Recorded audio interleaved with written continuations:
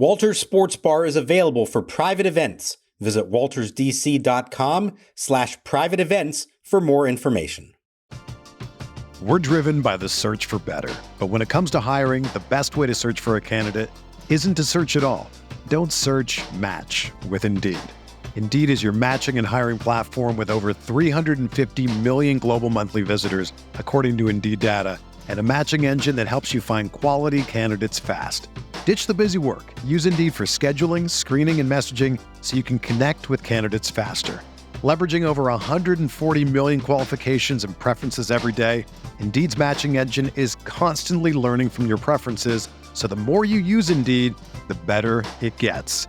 Join more than 3.5 million businesses worldwide that use Indeed to hire great talent fast. And listeners of this show will get a $75 sponsored job credit to get your jobs more visibility at Indeed.com/Blue Wire. Just go to Indeed.com/Blue Wire right now and support our show by saying that you heard about Indeed on this podcast. That's Indeed.com/Blue Wire. Terms and conditions apply. Need to hire? You need Indeed.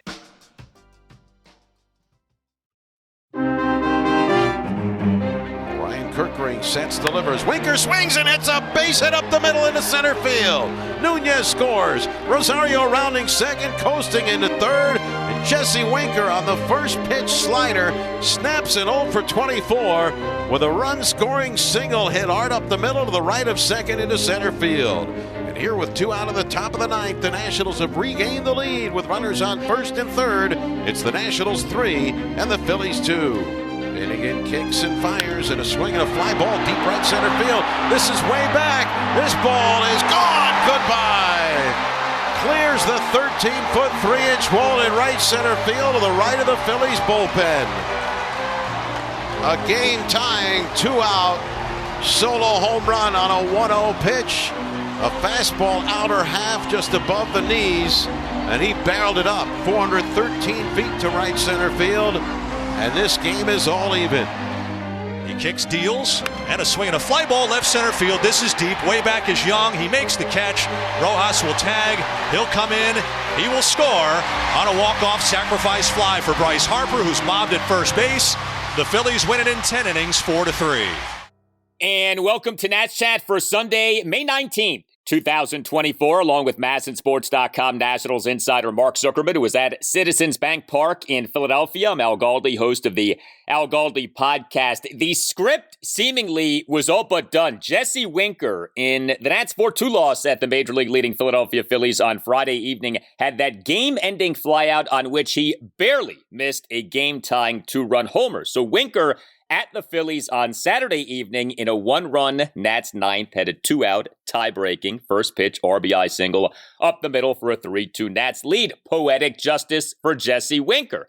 Kyle Finnegan was an out away from notching yet another save. This was going to be an oh-so-nice Nationals victory on a Saturday evening. But then the rest of the game happened. Finnegan in the bottom of the ninth gave up a game-tying 2-out solo homer by Kody Clemens to right center field to tie the game at 3. And then Finnegan in the bottom of the 10th allowed an unearned run. And the Nats lost a 4-3 10-inning loss. The Nats for this regular season now 20-24. The Phillies a major league best 33-14. This episode of the Nats Chat podcast is brought to us by Roaming Rooster. Roaming Rooster, proudly stationed in Section 239 in right center field at Nationals Park, adding flavor to every game day experience. That's Roaming Rooster in Section 239. This game on Saturday evening was a game for which the start was delayed by 26 minutes due to rain. This was a game in which MacKenzie Gore pitched very well. This also was a game in which the Nats went 2 for 14 with runners in scoring position. The Nats had 11 hits to the Phillies 7 and yet lost the game. This was yet another homerless game for the Nats. They now have not homered in each of their last 5 games. Mark, there was quite a bit to take in with this game, but man, this does go down as one of the more painful losses for the Nats this season so far. Yeah, look, there's a lot to get to. Some of it's very good. I mean, there were some very encouraging things that happened in this game, and I think that's worth exploring, and I'm sure that we will. And yet, when they've lost games the last few years, even when it's a tough one like this, you kind of say, well, you know what? it's more important that MacKenzie Gore pitched so well, or that CJ Abrams had a good game, or that, they battled and they took the lead late before blowing it. I feel like we've kind of reached a different point, though. I feel like right now, these losses are more frustrating because this is a team that feels like it should be winning more games.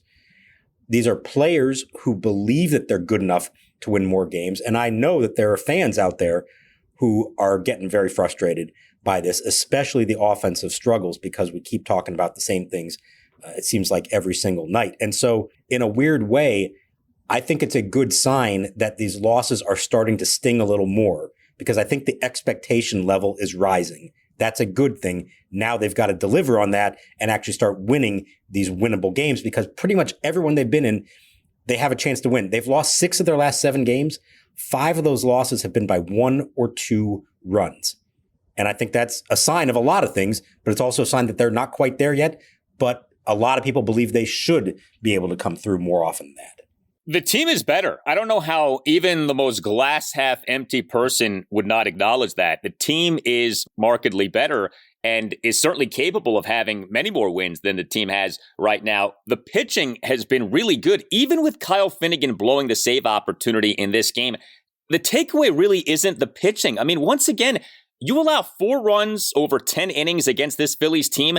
That's nothing to be ashamed of. The offense is the thing. The offense is really bad right now, and that's what is holding this team back. Now, specific to what happened with Finnegan. So it is remarkable, the run that ended with him blowing this save chance. He had not given up an earned run since March 31st. That is something. Saturday evening was May 18th. Not since March 31st had Finnegan allowed an earned run. He in this game allowed 2 runs, 1 earned in 1 2/3 innings. He in the bottom of the 9th allowed a run in blowing a save chance. He gave up a game-tying 2-out solo homer by Kody Clemens. Yes, the son of 7-time Cy Young Award winner Roger Clemens. So the homer to right center field tied the game at 3, 413 feet per StatCast.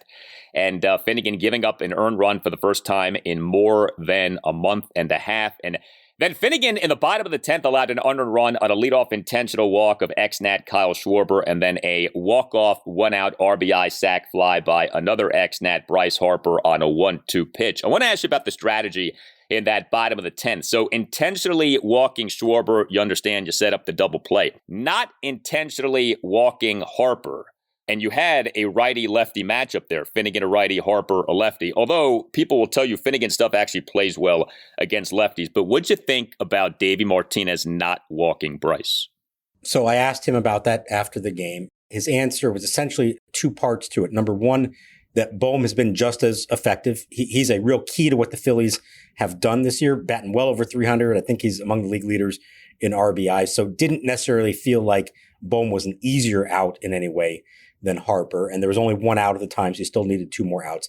He said, had Finnegan fallen behind in the count, if he gets to 2-0, something like that, they probably would have go ahead and walked him, but he was ahead in the count. He had 2 strikes on him. We had 2 strikes on Harper. You know, if we would have fell behind 2-0, 3-0, then things might have been different, but he had 2 strikes on him.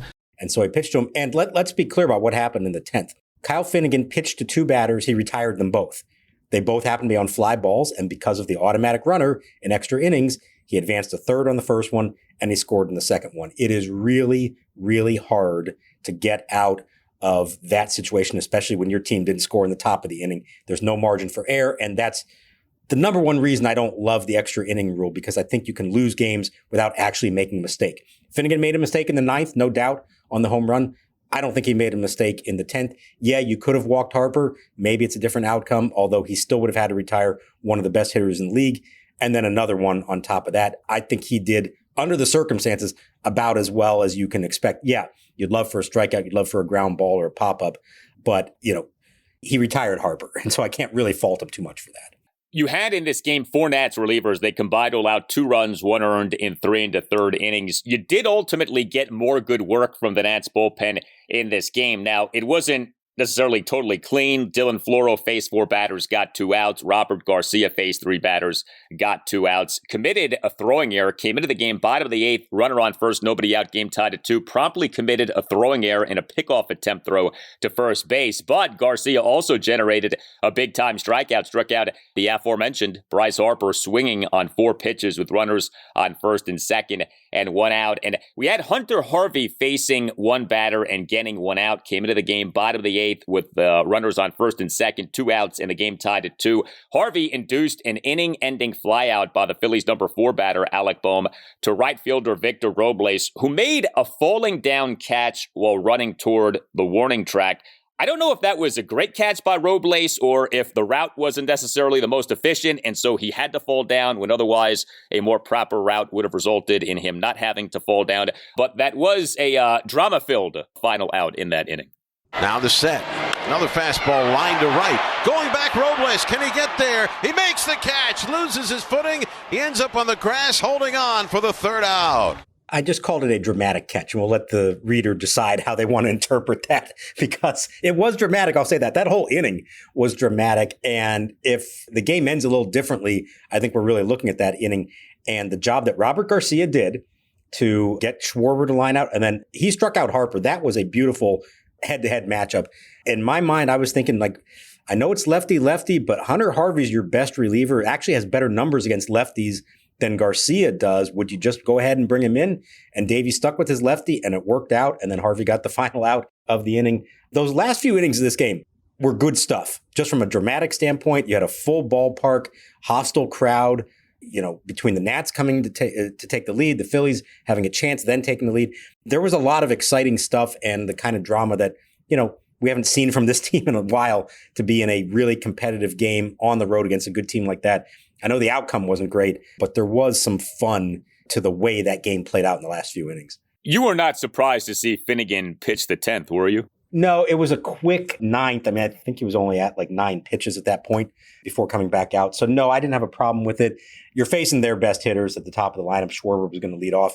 You've already used up Floro and Harvey. So at that point, you're now going to ask who? Derek Law, Jordan Weems, somebody like that to try to get through it. I mean, we were thinking up in the press box, if this game goes long enough, we might actually see Tanner Rainey for the first time in 2 weeks. And wouldn't that have been something? Thankfully, it never came to that point. No, I don't have a problem using Finnegan. And again, in the 10th, he did everything he could. He got 2 flyouts and still lost the game. Yeah, and I think, look, I mean, we've talked about Finnegan a bunch in recent years. I don't think he's some great closer. I think we've seen him be really good. We've also seen him be really bad. He has been excellent this season. So I think to overreact to one bad outing like this would be foolish, okay? Now, if he starts to pile up bad outings, then it's a different conversation. But even really good closers blow save opportunities. This was really one bad pitch, if you think about it. To anyone who's wondering, like, okay, is like the carriage turning back into a pumpkin for Kyle Finnegan?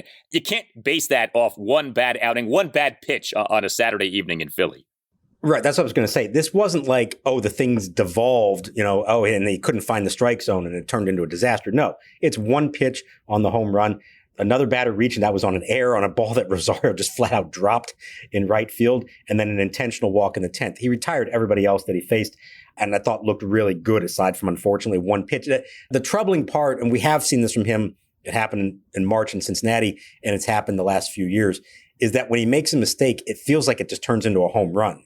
And it's not single ball in the gap, anything like that. It's like, bam, one swing, and that changes the whole game. That's a little bit troublesome. But again, in the bigger picture, he has been so good for them. Their pitching staff as a whole has been so good. I have a hard time, blaming any of them for this loss. This episode of Nats Chat is brought to you by Roaming Rooster. Established in 2015, Roaming Rooster began as a food truck roaming the district before anchoring its first brick-and-mortar establishment in 2018. Inspired by a mission to provide quality comfort food that customers can feel good about eating, the award-winning fast casual restaurant offers fried chicken that is grain-fed, free-range, and antibiotic-free. With 11 locations throughout the DMV, we are on the move, gearing up to unveil 2 new locations in Maryland, one in late summer at Woodmore Town Center in Glen Arden, and another in the fall in downtown Silver Spring.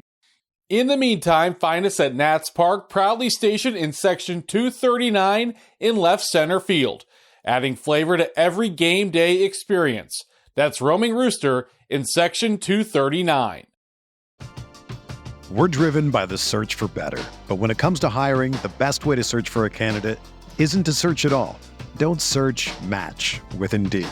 Indeed is your matching and hiring platform with over 350 million global monthly visitors, according to Indeed data, and a matching engine that helps you find quality candidates fast.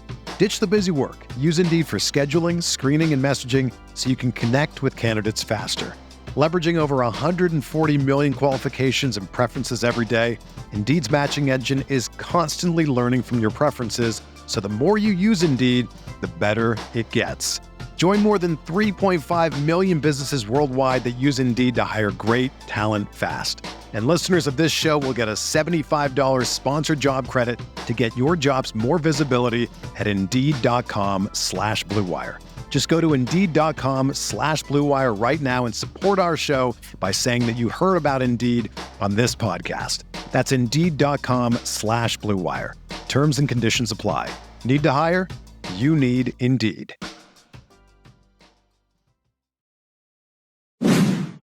The Nats are on the road for the rest of the week and are back in D.C. on Monday night against Minnesota. Check out the Game Time app for various ticketing options. As of right now, you can get a CPI and home plate in Section 120 for $68 a piece. There are also much cheaper seats in the outfield that go as low as $5. Game Time offers the lowest price guarantee, or Game Time will credit you 110% of the difference. Take the guesswork out of buying MLB tickets with Game Time. Download the Game Time app, create an account, and use code NATSCHAT for $20 off your first purchase. Terms apply. Again, create an account and redeem code NATSCHAT for $20 off. Download Game Time today. Last minute tickets, lowest price, guaranteed. Here's your Dylan Cruz and James Wood updates for the games played on Saturday. In AA, Cruz hit third, played right field, 1 for 3.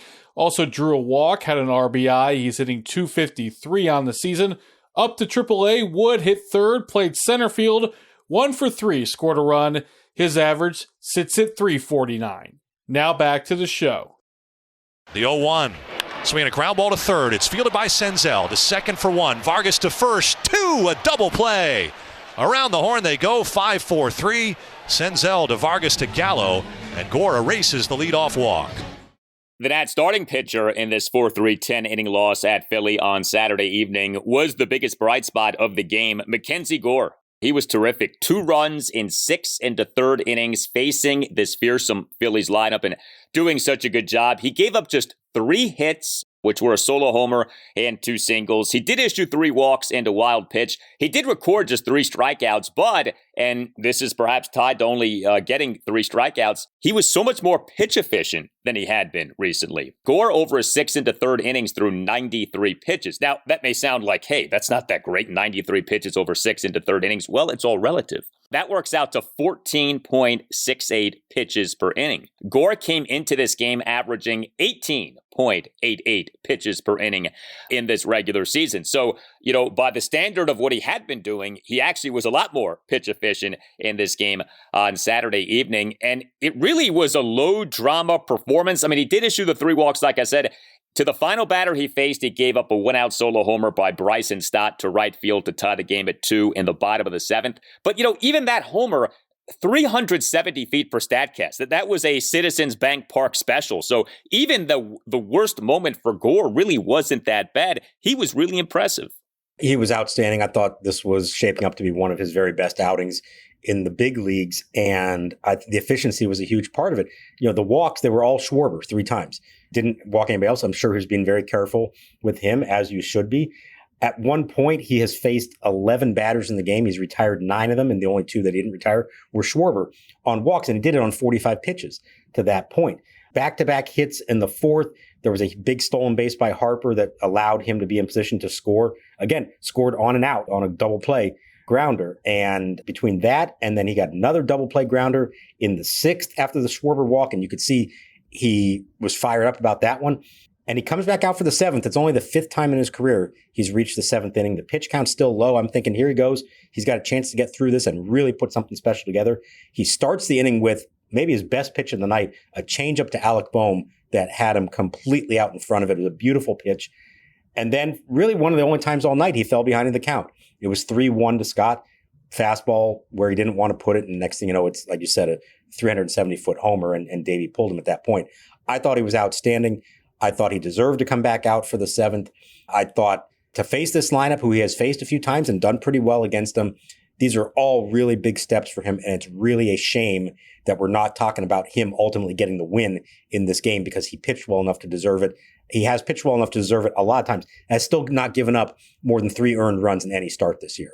MacKenzie Gore for the regular season, 9 starts, ERA at 3.30. WHIP is at 138, and the strikeouts per 9 innings, 10.49. And good to see him pitch well in a game in which he does not generate a bunch of strikeouts. We're used to seeing that with Gore. He did not do that on Saturday evening, and yet still he ended up having a really impressive outing. It is an interesting dynamic, and we've talked about this, when you generate strikeouts, that does drive up your pitch count. And I don't think it's a coincidence, only 3 strikeouts, but the pitch count much more manageable. I wonder if in some ways maybe you're better off not having that many strikeouts. I know that sounds odd because we always praise pitchers for having strikeouts, but if it's going to mean more pitch efficiency and more volume of work, maybe there is something to not necessarily always going for the strikeout and trying to pitch with some contact. Let the record show, everyone, that on May 18th, 2024 at 10:53 p.m., Al Galdi endorsed pitching to contact.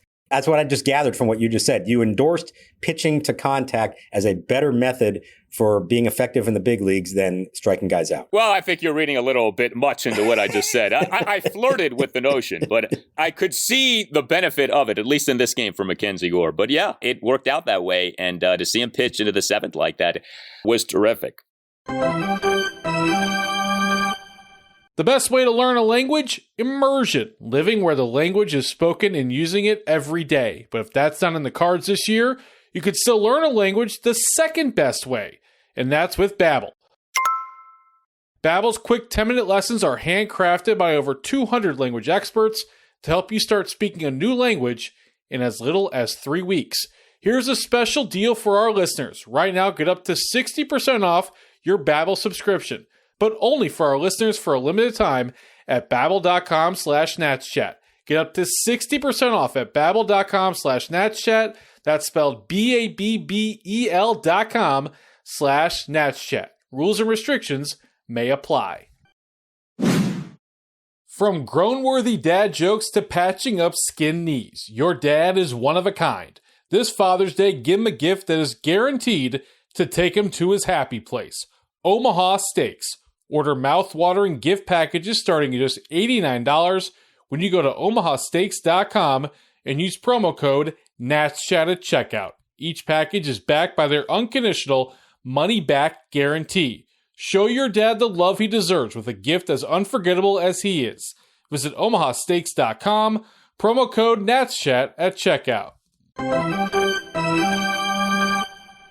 Here's Joey Meneses. Good numbers against Sanchez, 5 out of 11, but no extra base hits. First pitch swung on, base hit through the hole into left field. That will score. Abrams from third. Vargas jogs into second.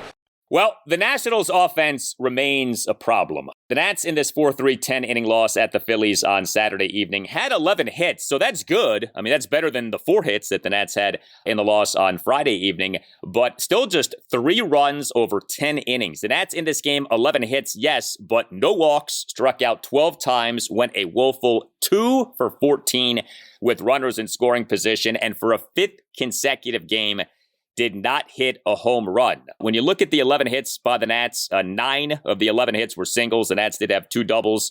6 of the 11 hits came from the Nats' top 2 batters in the lineup, C.J. Abrams and Ildemaro Vargas. This has been an interesting series so far in terms of number 2 batters in Nationals lineups. Eddie Rosario in game 1, Ildemaro Vargas in this game 2. But I tell you, Vargas was really good. Vargas has been really good. He actually has been one of the Nats' better batters this season. Vargas on Saturday evening, your starting second baseman and number 2 batter. By the way, Luis Garcia Jr. has yet to start a game in this series. That's interesting. But Vargas on Saturday evening, 3 for 5 with a double and 2 singles. He and the Nats, 1 run first, had an opposite field single to right field, top of the 3rd, a 1-out first pitch single through the left side of the infield, top of the 8th, a 2-out double to left field. So good stuff there from Vargas, Ildemaro Vargas. For this regular season, I mentioned him being one of the Nats' more productive batters. His OPS is 854. I mean, how do you complain about that? And then C.J. Abrams, who we have noted has been struggling. Good to see him have a multi-hit game like this. Now, all 3 of the hits were singles, but you'll take that with the way that his month of May has been going. Abrams in this game, starting shortstop, number 1 batter, 3 for 5 with 3 singles, 2 of which came on 0-2 pitches. Abrams in the Nats, 1 run first, leadoff single to center field on an 0-2 pitch, top of the 3rd, a 1-out single through the right side of the infield, and Abrams in the Nats, 1 run 5th, 1-out RBI single to right field on an 0-2 pitch for a 2-1 Nats lead, although he was thrown out in an attempt to advance to second base. But scoring on that play, Jacob Young. So Young in this game, starting center fielder, number 9 batter, 1 for 4 with a single. He in that 1 run 5th, a 1-out opposite field single to right center field, despite having been down at 1.12. And he scored all the way from first base on that RBI single by Abrams for a 2-1 Nats lead. It's impressive enough to advance 2 bases on a single, to advance 3 bases on a single, as Young did. We know he's fast, but that was something. Here's the set. Young runs, pitch swung on, line to right, base hit. Young around second, easily to third. Castellanos toward the line to pick it up. Young's going to try and score. Throw going to second. Abrams is out, but the run scores, and the Nationals take the lead 2-1. I loved that play, and here's a little bit of the behind the scenes of what went on there, because I was curious about it, so I asked them afterwards. You mentioned Abrams singling and then getting thrown out at second. He ran to second with Gerardo Parra yelling at him to go, and Ricky Gutierrez waving Young around third, specifically to try to draw the throw to second that would allow Young to score without a throw to the plate. And so that was a calculated move by them, and I thought a brilliant job of using your best athletes to do that. Ricky Gutierrez was waving Jacob Young around the entire time. There was no hesitation. There was no, well, let's wait and see. It was go. And then immediately Parra sends Abrams to go to second so that the throw will go in there. And they basically gave up that out in exchange for the run. And given who they have and how they have to go about things, I think that was a great use of their athleticism to do that. So I loved that play. I loved a lot of the stuff that Abrams did in this game. Even one of the outs was a smoked line drive at Bryce Harper at first base, a diving catch. I liked what Young did. I like what Vargas is doing. It's pretty amazing to see what he's been doing.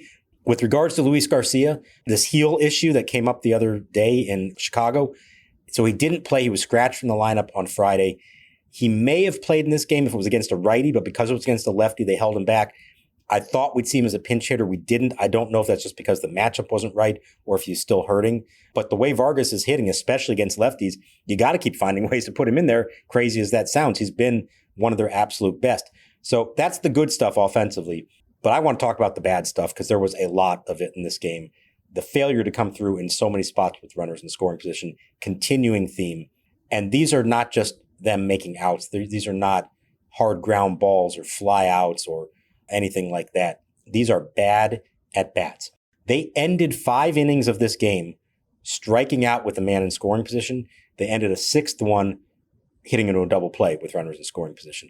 3 of those 6 inning-ending outs with runners in scoring position came from Joey Meneses, who I know delivered in the first inning, but after that had some huge outs, a double play and 3 strikeouts, including the 10th inning when they could not get the automatic runner home. There's a real problem here right now among most of them, but especially with Meneses, who continues to bat in prominent spots in the lineup. Number 3 batter and starting designated hitter once again for the Nats in this game. 1 for 5 with an RBI single, 3 strikeouts, 1 run first. He did have a first pitch RBI single into left field for a 1-0 Nats lead, but that he continues to bat in the upper portion of Nationals lineups is remarkable to me, given the season that he is having, which is putrid. Okay, there's no other way to say it. By the way, regarding Young going from first to home, the Nationals put this out on X. He went from first to home in 9.07 seconds, second fastest first to home time in the majors this regular season. The speed of Jacob Young is quite real and quite spectacular. That was something. But yeah, the Nats offense, once again, not nearly good enough. And, you had Meneses doing what he did, striking out in some big spots. You had Victor Robles in this game as the Nats starting right fielder, number 7 batter, 0 for 3 with a couple of strikeouts. Joey Gallo, starting first baseman, number 6 batter, 0 for 3 with a strikeout. Although he drew a hit by pitch, and I do want to credit him for this. So Gallo, in this game, in the 1-run ninth, his hard slide into second base played a role in the Phillies not turning a potential double play for the second and third outs, and that did allow for that Jesse Winker 2-out tie-breaking first pitch RBI single up the middle for the 3-2 Nats lead. So I want to give Gallo credit for that. And then obviously Jesse Winker, a guy who has been struggling, coming through with a big hit like that at least was something for him in the midst of these struggles. That was huge. And the other part of that, not allowing the double play to happen, Eddie Rosario busted down the line. And as we saw on the replay, it was bang, bang, as close as you could get. He ran as hard as he possibly could to prevent that double play. If he doesn't get there, in a split second difference, Winker never comes up and doesn't have the chance to drive in that run. It was a big at bat for Winker. Gallo's slide and Rosario's hustle, I think, were just as important. And if they win this game, we're talking about that right now as the difference in them pulling off a 3-2 win instead of a 4-3 loss. So the struggles with runners in scoring position are frustrating and are real. There's no doubt. I've mentioned the lack of home runs. To me, that is just glaring. I know it's what they are. It's not going to necessarily change unless guys get really hot and, the likes of James Wood and perhaps others are summoned. But it's really hard to do offense like this, to try to piece together a bunch of singles, go from first to home on singles. Like, how often are you going to be able to do that? This is just such a difficult ask, game in, game out, trying to score runs this way. And, you would think you would luck your way into some home runs. They're not even doing that. They're playing in this bandbox of a ballpark, the Sit, one of the most homer-happy parks in the majors, and the Nats still are not hitting home runs. Yeah, you mentioned the Winker fly out to the warning track the previous night. That's the only thing they've come close to hitting one. I guess Gallo hit a foul ball. It was 113 miles an hour down the right field line. It was well foul, so it's not like it was that close. But it's not like they're hitting balls that just aren't carrying. There aren't a whole lot of fly balls to begin with. And so I think that's really the problem, is that even the singles and doubles are at best line drives. They're not like, oh, there's a drive that lands on the warning track and bounces over the wall for a ground rule double. It's nothing like that. It's line drive over the third baseman's head down the line, and he turns into 2 because of it, that kind of stuff. They do not elevate the ball. They just don't. And it is a problem. I don't know if we can expect that to change, but if you're not going to do it that way, you've got to be able to provide better at bats. I get that it's hard to keep asking them to come through with, 3 singles or whatever to score a run. But I'm looking here at the top of the 4th. Nick Senzel leads off with a double. Man on second, nobody out. What happens? Riley Adams ground out, Joey Gallo ground out, Victor Robles strikeout. If you just get the ball in the air at some point there, you have a good chance of getting him home. They could not do that. I was all set to use the stat if Joey Gallo had somehow gotten the ball in the air and hit a fly ball for a sacrifice fly. It would have been only the 4th sacrifice fly of his career. This guy doesn't do that. If he hits it in the air, it goes out of the park. Otherwise, he does not hit the ball in the air. So many chances just to do something like that. The strikeouts with runners in scoring position were maddening. The ground balls, the double plays, all of it is getting pretty aggravating. And I can understand why so many fans are frustrated to be watching this, because this team should be good enough to win more games. And all it takes is a couple more hits at the right moments. And they are not doing that right now. Yeah, you can frame this in a lot of different ways. And if you want to be positive, you could say, hey, the Nats right now, as we record this episode of the podcast, are 29th out of 30 major league teams in home runs, are 29th out of 30 major league teams in slugging percentage. The Nats legitimately have one of the worst offenses in the majors, and yet still are just 4 games under 500. So you could say, hey, the homers at some point are going to pick up at least a little bit. So imagine what will happen when that happens. You also have this pitching staff that is pitching really out of its mind right now. And I know that may sound funny off a blown save by Finnegan, but still, this pitching staff is going really well. So there are things to be feeling good about. But the offensive struggles are tough. And it's not just one or two guys, it's a lot of guys. Like, if I say to you, who's really going well right now for the Nats offensively? I mean, I guess you say Eddie Rosario, okay. And then after him, who exactly is going well? Vargas.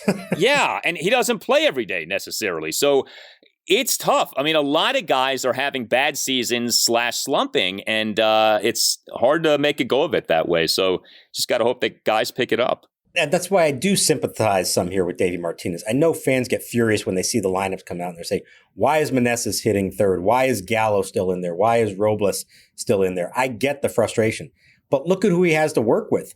And especially on, if Luis Garcia is not available because he's hurt, Keibert Ruiz struggling mightily. There just are not a lot of options here. So if your frustration is, hey, they need to call up James Wood, you need Lane Thomas back from the IL, you'd rather have Trey Lipscomb up here than Nick Senzel, fine, I get all that. Any of that could make them a better lineup. But you have to also look at what they have to work with. I think Davey's doing the best he can with what he has. I don't know there's a whole lot of alternatives to this. You can say move Meneses down the lineup. Okay, fine. Who are you hitting third? Who are you hitting fourth right now, given what the options are? There are very few to choose from. There aren't many great ones, that's true, but Meneses should not be batting third. I mean, Davey had Jesse Winker batting eighth. Why wouldn't you have Winker third and Meneses eighth, given the seasons that those guys are having? I think this was a matchup versus a lefty. That's all it is. Now, you can say that's reading too much into splits and lefty-righty stuff, and maybe that should not matter. That's a valid argument, but I think that would be why it was arranged the way it was for this game.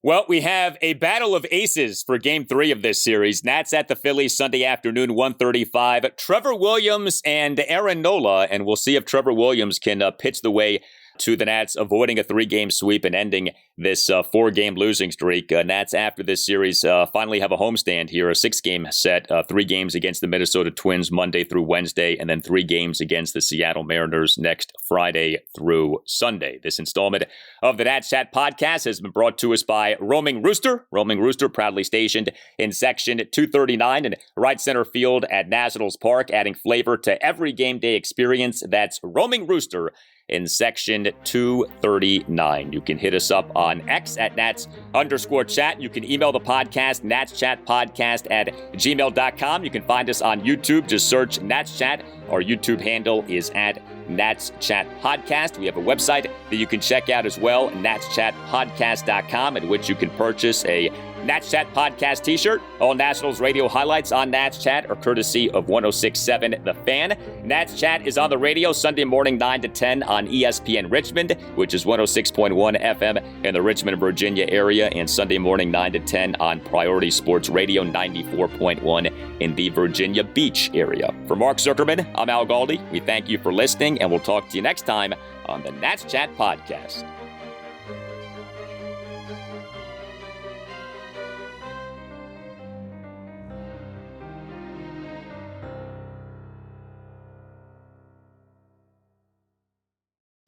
Whether you're a world-class athlete or a podcaster like me, we all understand the importance of mental and physical well-being and proper recovery for top-notch performance. That's why I'm excited that Unified Healing is sponsoring this podcast. Unified Healing is a new and super innovative global network of wellness centers powered by Energy Enhancement System, or EE System. If you haven't heard of the EE System, you'll want to listen up. This technology promotes wellness, deep relaxation, purification, and rejuvenation. In hundreds of locations across the globe, access to a center is easy and affordable. Interested in experiencing the EE System technology for yourself? Go to unifiedhealing.com/bluewire to learn more and find a center near you. That's unifydhealing.com/bluewire. No material or testimonials on the Unified Healing website are intended to be viewed as medical advice or a substitute for professional medical advice, diagnosis, or treatment. Always seek the advice of your physician or other qualified healthcare provider with any questions you may have regarding a medical condition or treatment and before undertaking a new healthcare regimen, including EE System.